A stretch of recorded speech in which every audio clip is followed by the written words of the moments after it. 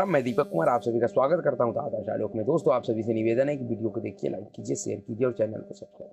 दोस्तों, पिछले 10 वर्षों में नरेंद्र मोदी जी ने जिस तरीके से भारत के राजनीतिक परिस्थिति और राजनीति के प्रति जो लोगों का सोच था उसको बदला है, उससे आज पूरा विश्व परिचित है। लेकिन दुर्भाग्य यह है कि जो मोदी विरोधी है उसको इस बात का अंदाजा नहीं है, वह इस बात से अब तक परिचित नहीं है, वह इस बात से अब तक अपरिचित है, जिस बात को आज एक आम नागरिक समझ पा रहा है, जिस बदलाव को एक आम इंसान देख रहा है, समझ रहा है, उससे अगर मोदी विरोधी अनजान है तो यह उनका दुर्भाग्य ही है। जब कोई अपने विरोधियों को, अपने प्रतिद्वंदियों को अगर पहचान ही नहीं पा रहा है तो फिर वह उसको कैसे हरा सकता है, वह उसे कैसे पराजित कर पाएगा। शायद अभी भी इस बदले हुए परिस्थिति में भी मोदी विरोधियों को ऐसा लग रहा है वह उस भ्रम में जी रहे हैं, वह अभी भी अपने उसी पुराने ख्यालात में जी रहे हैं जिस तरीके का माहौल उनके अपने राजनीतिक समय में हुआ करता था। उनको शायद ऐसा लग रहा है, अभी भी ऐसा लग रहा है कि अब इस समय देश में लोग पहले की तरह ही राजनीति को देखते हैं, राजनीति को समझते हैं। उनको इस बात का भरोसा ही नहीं हो रहा है कि नरेंद्र मोदी ने पूरी तरीके से राजनीतिक परिस्थिति को, राजनीति के प्रति जो लोगों का सोच था, नजरिया था, उसको बदल दिया है। यह विश्वास अब तक मोदी विरोधियों को नहीं हो रहा है और इसी का खामियाजा पिछले 10 सालों से इस देश में मोदी विरोधी भुगत रहे हैं। लाख प्रयास के बाद, तमाम प्रपंच के बाद भी वह नरेंद्र मोदी जी को राजनीतिक तौर पे नहीं हरा पा रहे हैं। तो इसका सबसे बड़ा कारण यह है कि मोदी विरोधी बदलते हुए राजनीतिक परिस्थिति को, बदले हुए लोगों के सोच को अब तक नहीं समझ पाए हैं और जब तक वह नहीं समझेंगे तब तक नरेंद्र मोदी को हराना उनके लिए असंभव है। हर एक चुनाव से पहले, खास करके लोकसभा चुनाव से पहले, मोदी विरोधी कोई ऐसा आत्मघाती फैसला कर लेता है, कोई ऐसा आत्मघाती बयानबाजी कर देता है जिससे नरेंद्र मोदी और कई गुना ज्यादा मजबूत होकर उभरते हैं। जिस तरीके से 2019 के लोकसभा चुनाव से पहले राहुल गांधी और कांग्रेस पार्टी ने राफेल मुद्दा को लेकर एक आत्मघाती फैसला किया था, जिस तरीके से राफेल विवाद के बीच में राहुल गांधी ने चौकीदार चोर है का नारा दिया था, उसके बाद 2019 के लोकसभा चुनाव का परिणाम क्या हुआ, यह पूरा देश और पूरे दुनिया ने देखा कि किस तरीके से जो नरेंद्र मोदी 2014 में 282 सीटों के साथ आया था, वह नरेंद्र मोदी 2019 के बाद 303 सीट लेकर आया। लेकिन मोदी विरोधी अब भी उस बदले हुए परिस्थिति को समझ नहीं पा रहे हैं। यह उनका दुर्भाग्य है कि वह अभी भी अपने पुराने ख्यालात में जी रहे हैं। 2014 के लोकसभा चुनाव से पहले भी कांग्रेस पार्टी और उनके नेताओं ने यही किया था जो 2 दिन पहले पटना के गांधी मैदान में लालू प्रसाद यादव ने किया, इंडिया अलायंस के नेताओं ने किया। 2014 के लोकसभा चुनाव से पहले भी कांग्रेस पार्टी के एक बदतमीज और बरबोला नेता मणिशंकर अय्यर, जिनका वक्त वक्त पे पाकिस्तान प्रेम छलकता रहता है, उसने नरेंद्र मोदी जी को लेकर एक कहा था कि क्या कोई चाय वाला देश का प्रधानमंत्री बन सकता है। मैं तो ये कहूंगा नरेंद्र मोदी को कि वह कांग्रेस पार्टी दफ्तर के बाहर चाय का दुकान खोल ले तो हम लोग कुछ उसको आर्थिक तौर पे मदद कर देंगे, उनसे चाय पी लेंगे। और मणिशंकर अय्यर के उस चाय वाले बयान के बाद 2014 के लोकसभा चुनाव का नतीजा कैसा आया, यह पूरे देश ने देखा। शायद 3 दशक के बाद इस देश में पहली बार पूर्ण बहुमत का सरकार 2014 में बना। उसके बाद 2019 के लोकसभा चुनाव में राहुल गांधी ने फिर वही आत्मघाती हमला किया, चौकीदार चोर है का नारा देकर।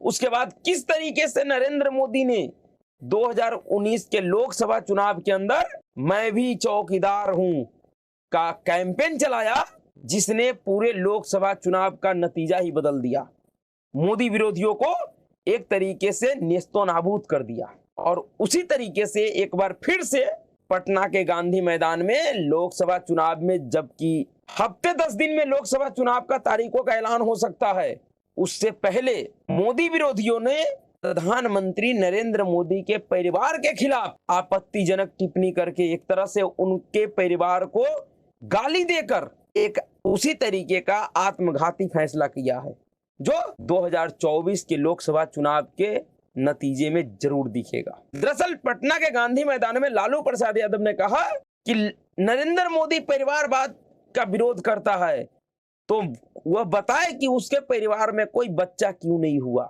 जी हाँ, यह बहुत ही बेहुदापूर्ण और बेतुकी बयान था लालू प्रसाद यादव का, जिसका असर अब होता हुआ दिख रहा है।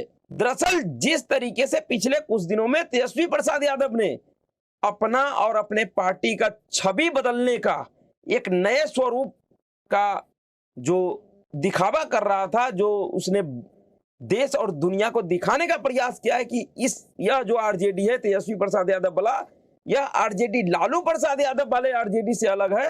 उस नैरेटिव को लालू प्रसाद यादव जी ने पटना के गांधी मैदान में पूरी तरीके से ध्वस्त कर दिया और उन्होंने एक बार फिर साबित किया कि आरजेडी ना कभी बदली है और ना बदलेगा, उसका विचारधारा वही है। बेशक नेता बदल रहा है। लालू प्रसाद यादव जी के उस बयान के बाद कि नरेंद्र मोदी के परिवार में कोई बच्चा क्यों नहीं हुआ, उसके बाद उनके स्वर्गवासी माता को भी लालू प्रसाद यादव जी नहीं छोड़ा, उनके माता को भी एक तरीके से गाली दिया, जो जिनका ना कभी कोई राजनीति से लेना देना था और ना ही उन्होंने कभी राजनीति को देखा था, और अब तो वह जीवित भी नहीं है। उसके ऊपर भी एक बेतुका बयानबाजी किया लालू प्रसाद यादव जी ने, और यहाँ तक कि नरेंद्र मोदी को हिंदू भी नहीं बताया। कह रहा है कि नरेंद्र मोदी हिंदू ही नहीं है, यानी कि जिस व्यक्ति ने जीवन भर हिंदू और हिंदुत्व के खिलाफ राजनीति किया हो, हिंदुओं को गाली दिया हो, हिंदू देवी देवताओं को गाली दिया हो, मंदिर को ढकोसला बताया हो, पूजा को ढोंग बताया हो, जिसका शिक्षा मंत्री अभी जब महागठबंधन का सरकार था बिहार में, उसका शिक्षा मंत्री आरजेडी कोटे का शेखपुरा से विधायक चंद्रशेखर यादव था, जो लालू प्रसाद यादव और तेजस्वी यादव का सबसे करीबी नेता है। उसने किस तरीके से रामचरितमानस को, माता दुर्गा को, माता सीता को, राम जी को क्या नहीं कहा। उस पार्टी का प्रमुख बताएगा कि कौन हिंदू है, वो हिंदुत्व का सर्टिफिकेट बांटेगा। दरअसल लालू प्रसाद के उस बयान के बाद भारतीय जनता पार्टी के जितने भी वरिष्ठ नेता हैं, यहां तक कि राष्ट्रीय अध्यक्ष जगत प्रकाश नड्डा, अमित शाह, राजनाथ सिंह, नितिन गडकरी, जितने भी वरिष्ठ नेता हैं, सभी नेताओं ने अब एक कैंपेन चला दिया कि मोदी का परिवार, मैं भी मोदी का परिवार। और लालू प्रसाद यादव के उस बयानबाजी के बाद, उस बेतुके आरोपों का जवाब जिस तरीके से नरेंद्र मोदी जी ने तेलंगाना से दिया है, नरेंद्र मोदी जी के उस बयान ने यह तय कर दिया कि 2024 के लोकसभा चुनाव का जब चुनावी कैंपेन शुरू होगा तो लालू प्रसाद यादव का यह बयान पूरे इंडी अलायंस के ऊपर भारी पड़ने वाला है।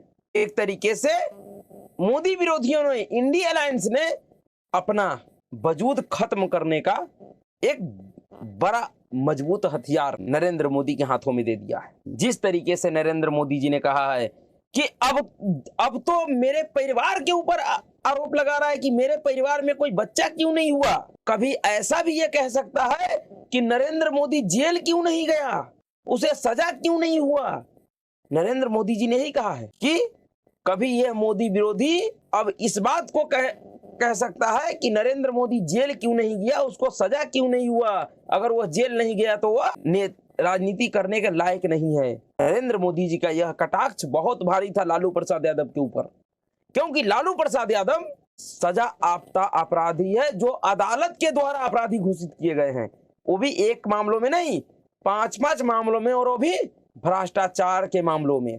चारा घोटाले के मामले में लालू प्रसाद यादव जी सजा याफ्ता अपराधी है अदालत के द्वारा। और एक ऐसा व्यक्ति जो मेडिकल कंडीशन पे बेल पे है, स्वास्थ्य के हवाला देकर न्यायालय और अपने पैसे और पॉलिटिकल पावर के रसूख पे मजे ले रहा है, जिस व्यक्ति को जेल में होना चाहिए वो व्यक्ति सरेआम राजनीतिक कार्यक्रम कर रहा है, उसके बाद भी अगर वो मंच से प्रधानमंत्री को अगर गाली देता है, उसके परिवार को गाली देता है, तो यह इस देश के न्याय प्रणाली के ऊपर बड़ा गंभीर सवाल खड़ा करता है कि किस तरीके से इस देश के न्यायालय का, इस देश का संविधान के कानून का पैसा वाला और सफेदपोश अपराधी मजाक उड़ा रहा है, उसको अपने जूते के नोक पे रख के घुमा रहा है। क्या वैल्यू है उनके सामने इस देश के संविधान का और इस देश के कानून का और न्यायालय का, कितना वह सम्मान करता है।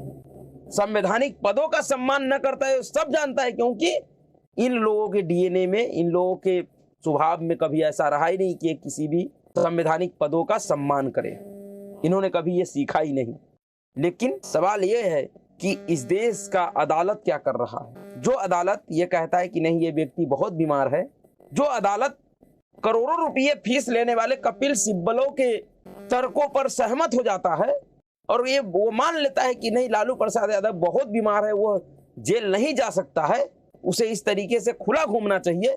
क्या उन अदालतों में बैठे हुए माननीय मिलोडो को ये दिखाई नहीं दे रहा है कि वह लालू प्रसाद यादव इस देश के प्रधानमंत्री को किस तरीके से खुले मंचों से गाली दे रहा है। इतना बड़ा मजाक, इतना बड़ा नाटक भारत के अलावा शायद और किसी भी देश में संभव नहीं है किसी अपराधी के लिए, कि कोई सजा याफ्ता अपराधी खुलेआम मंच से संवैधानिक पद पे बैठे हुए लोगों को गाली दे सके। लेकिन लालू प्रसाद यादव का यह बयान प्रधानमंत्री मोदी के खिलाफ जो उन्होंने गाली दिया है, वो उनका गाली 2024 के लोकसभा चुनाव में बहुत भारी पड़ने वाला है। जिस तरीके से उस हमले का जवाब प्रधानमंत्री नरेंद्र मोदी ने दिया, और अभी तो वह दक्षिण भारतीय राज्यों से दिया है। समझिए, जिस दिन वो बिहार और उत्तर भारत में चुनावी प्रचार करेंगे तब देखिएगा कि इसका जवाब वो कैसे देते हैं और कितने सही तरीके से देते हैं। मोदी विरोधियों को पानी मांगने का भी मौका नहीं मिलेगा इस बार। इतना बड़ा हथियार उन्होंने मोदी जी को दे दिया है। ऐसे 9 तारीख को पटना में भारतीय जनता पार्टी का बहुत बड़ा रैली होने जा रहा है, जिसको देश के गृह मंत्री अमित शाह जी संबोधित करेंगे। उस रैली में भी उसी गांधी मैदान से आरजेडी और लालू प्रसाद यादव जी को जवाब देने का प्रयास करेगा अमित शाह, क्योंकि नरेंद्र मोदी के ऊपर हमला हो, उनके परिवार पे हमला हो और अमित शाह चुप बैठे, वह खामोश रहे, यह संभव ही नहीं है। नरेंद्र मोदी जी का अगर सही में कहा जाए हनुमान, तो वह अमित शाह ही है। वह व्यक्ति चुप नहीं बैठने वाला है। तो यह विवाद और ज्यादा बढ़ने वाला है। लालू प्रसाद यादव जी ने एक ऐसे विवाद को छेड़ा है जिसका अंत 2024 के लोकसभा चुनाव के बाद ही होगा, उससे पहले नहीं होने जा रहा है। और जितना लंबा यह विवाद चलेगा उतना घाटा इंडिया अलायंस को है और होगा। इसलिए कहते हैं कि पहले अपने विरोधियों को समझे। अब तक मोदी विरोधी नरेंद्र मोदी को समझ ही नहीं पाए हैं। इनको समझ में नहीं आया कि इनका राजनीतिक मुकाबला किस व्यक्ति से है, किस नेता से है।